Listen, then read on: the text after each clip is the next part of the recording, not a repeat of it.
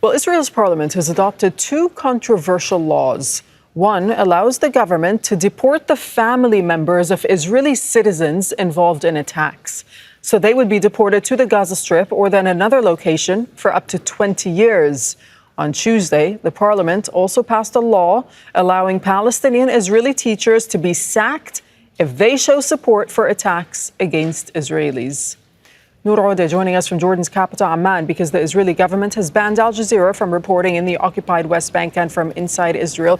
There's huge concern, Nour, over these laws by human rights organizations as well as others. What's their biggest concern?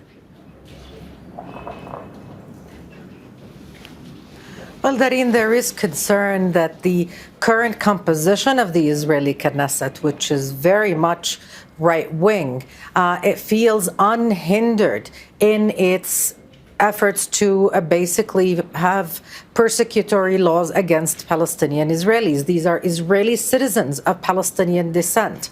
And they see that not just in the actions taken by Israeli law enforcement that have pursued and imprisoned in many instances Israeli citizens who have even expressed sympathy with the children dying in Gaza, but also now in a whole host of laws. Some were adopted, like the ones you talked about, but others are in the work. And they come on top of already more than 50 discriminatory laws that human rights organizations say make Israel a state that is enforcing an apartheid regime against Palestinians, whether they're citizens or not. So there is real fear. And among Palestinian Israelis, I have to tell you, when I talk to them, there is a lot of concern. People don't know what comes next after this, and they really have a sense of insecurity because this is not just the only home they know. They have nowhere else to go.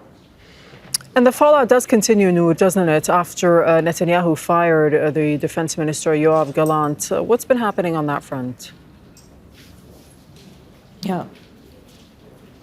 Well, that firing of the Minister of Defense comes after months and months of near animosity between the Israeli Prime Minister and his now sacked defense minister. This tension predates the war. That's very important to state because the differences between the two men are not about how much violence to exact on Gaza, but it's more about domestic laws that have to do with the nature of the state. Is it going to be more secular or more religious, as Netanyahu is pushing for to appease his coalition? This is a man who imposed a ban on food, water, electricity, fuel, medical supplies to Gaza. He is named in the request for arrest warrants by the prosecutor of the International Criminal Court. The majority of Israelis oppose this firing, Darine, because they believe it is politically motivated. They also don't trust the incoming defense minister because he has no security background.